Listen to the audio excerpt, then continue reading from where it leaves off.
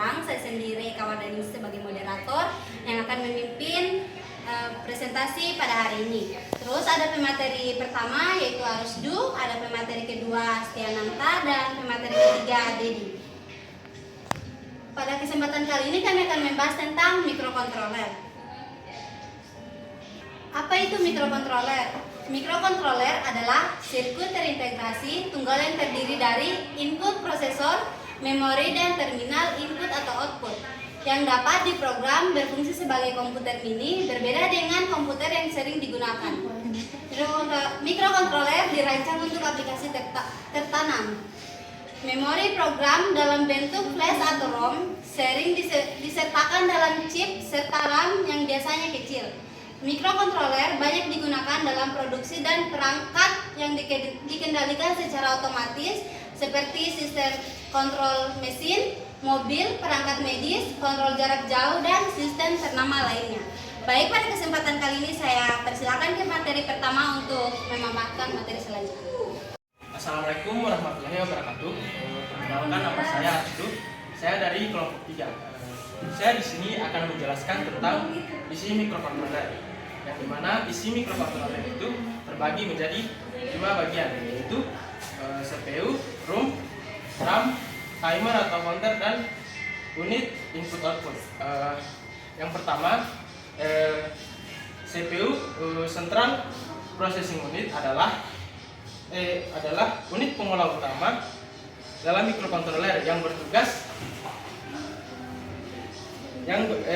menjalankan seluruh instruksi program yang tersimpan. Sebagai inti dari sistem, CPU mengendalikan operasi logika, aritmatika, serta mengatur aliran data antara memori dan unit input output. Dalam mikrokontroler, CPU dirancang hemat dan efisien dalam aplikasi tertanam. Berbeda dengan CPU pada komputer umum yang membutuhkan daya besar, CPU bekerja secara sinkron dengan osilator internal atau eksternal, di mana setiap siklus instruksi memerlukan sejumlah siklus mesin. Yang kedua yaitu ROM. ROM adalah jenis memori non-volatil yang digunakan untuk menyimpan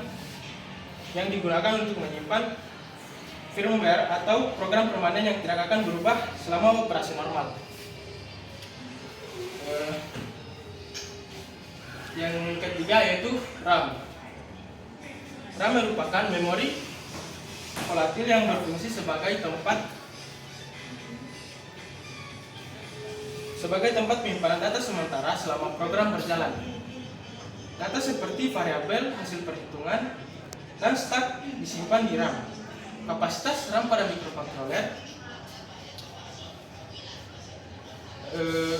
mikrokontroler kecil biasanya 128 byte pada 89C51. Karena sifatnya yang hanya digunakan untuk operasi sementara, isi RAM akan hilang ketika daya dimatikan, sehingga data penting harus disimpan ke memori non-volatil jika diperlukan. Yang keempat yaitu timer atau counter. Timer atau counter adalah unit khusus yang dapat diprogram untuk mengatur interval waktu atau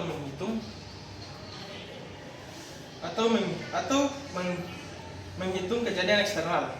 Dalam mikrokontroler tersedia dua buah timer atau counter 16 bit yang dapat dikonfigurasi untuk berbagai mode seperti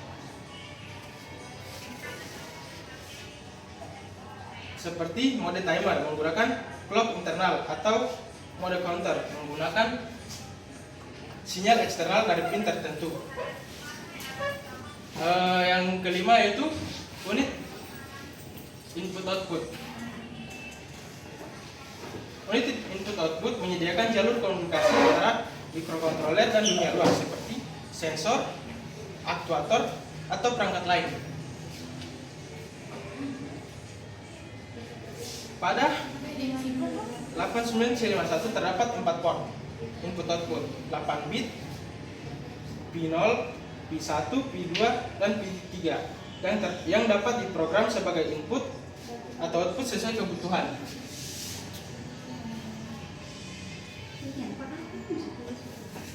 Selain port paralel, microcontroller ini juga dilengkapi port serial full duplex untuk komunikasi perangkat seperti modul Bluetooth, komputer, atau LCD.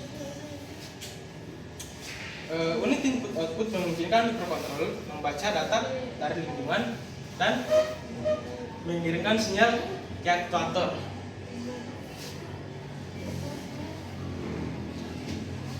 Untuk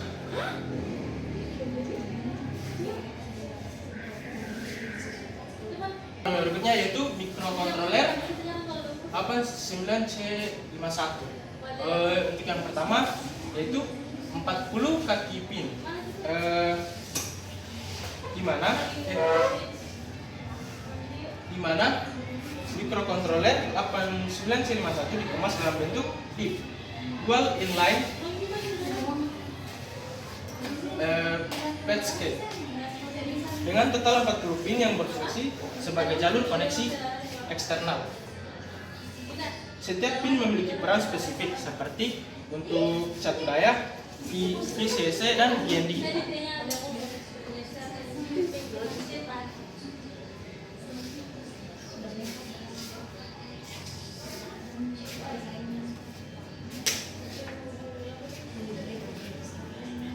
Terus yang kedua itu 4K EEPROM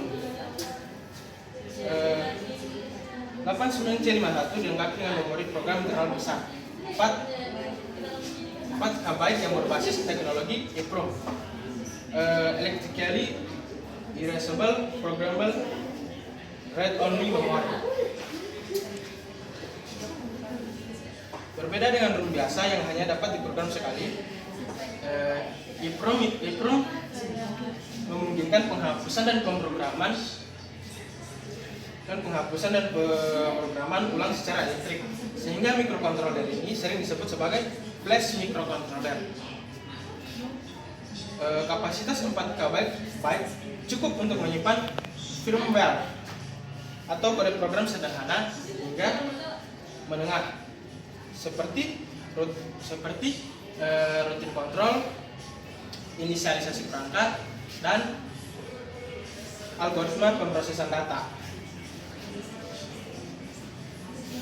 Yang ketiga yaitu 128 byte RAM, memori data internal. RAM internal pada 89C51 berukuran 128 byte yang berfungsi sebagai tempat penyimpanan data sementara selama program dijalankan.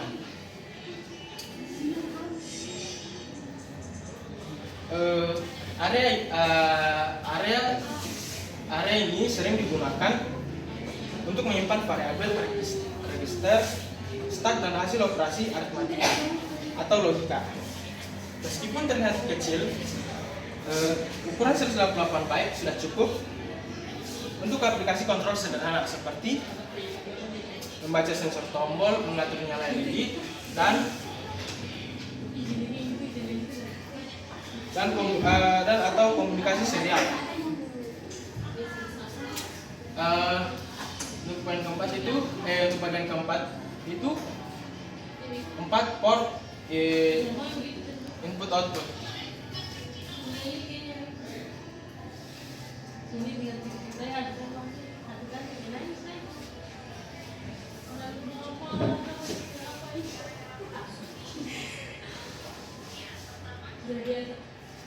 Terdapat 4 port input output 8 bit, yaitu P0, P1, P2, P3 pada 89C51, sehingga total menyediakan 32 jalur input output yang dapat diprogram secara individual. Setiap port dapat dikonfigurasi sebagai input atau output sesuai kebutuhan. Port P0 berfungsi mengakses memori eksternal. P1 adalah port input-output tujuan umum.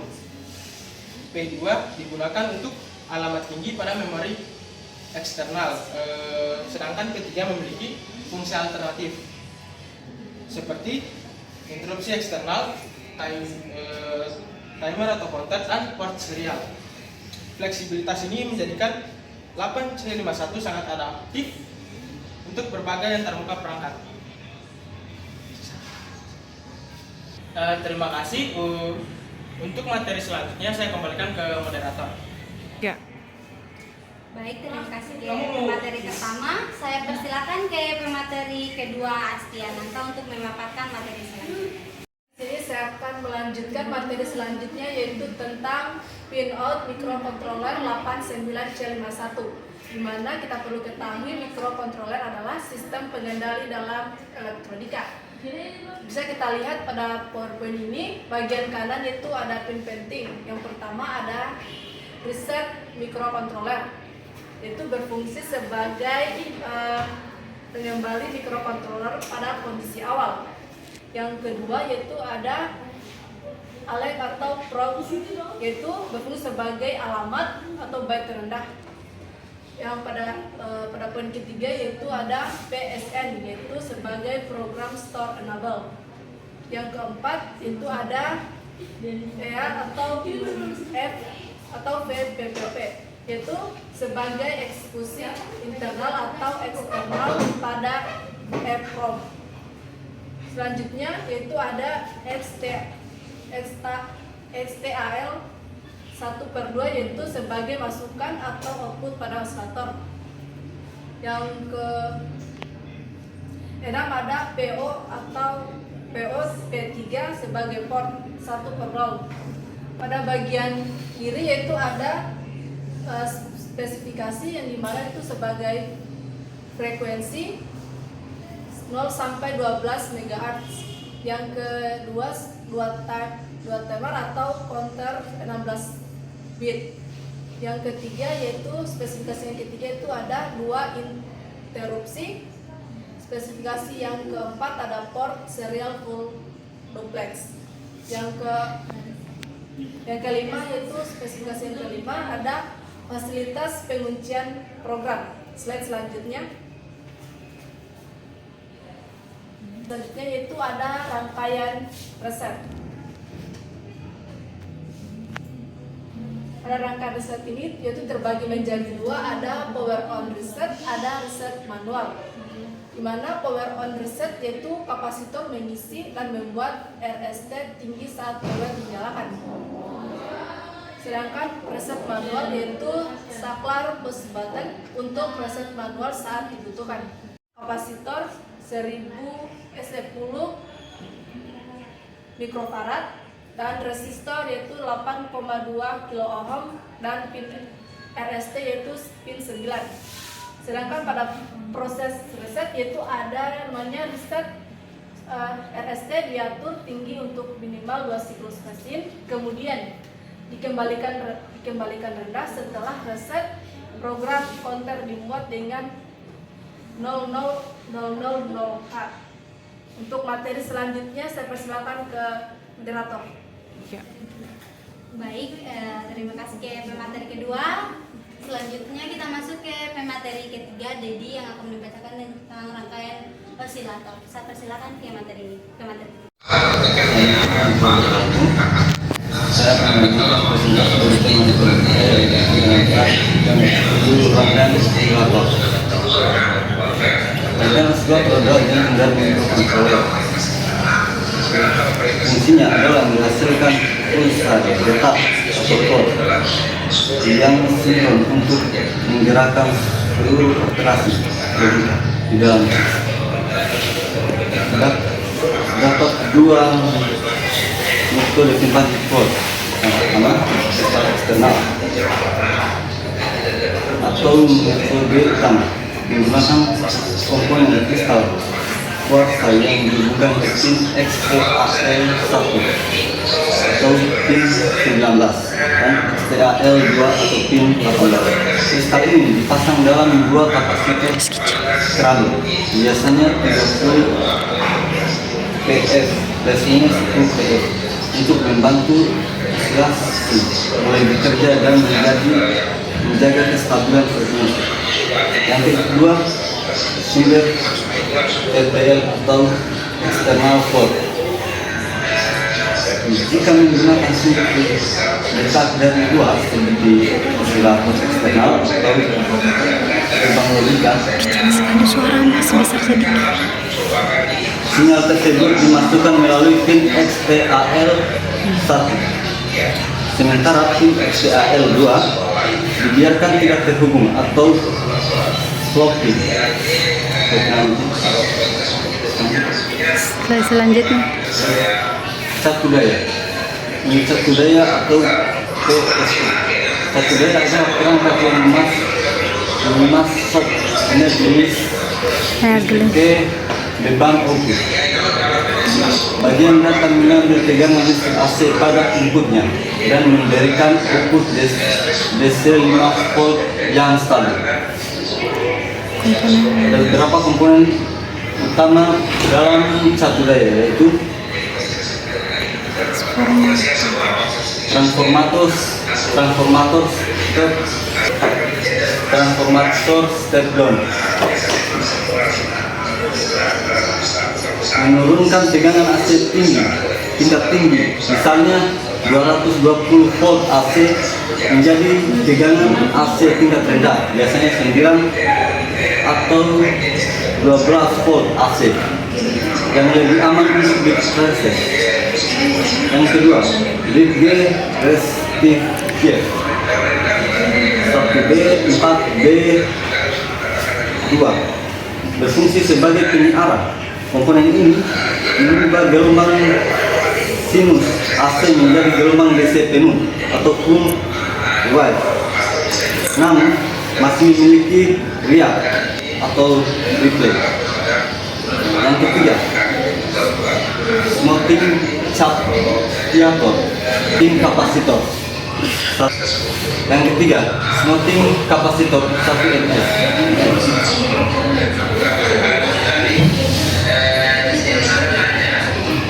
Berfungsi sebagai penyaring atau kerata.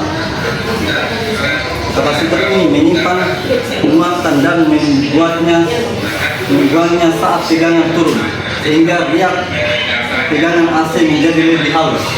Yang keempat, Zener dioda 1N4001. Meskipun di sini tertulis Zener, kode 1N4001 sebenarnya adalah dioda penyiar standar. Biasanya digunakan sebagai proteksi arus balik agar tidak merusak rangkaian regulator. sabar. Yang kelima, regulator LM7805CT. Ini adalah komponen kunci.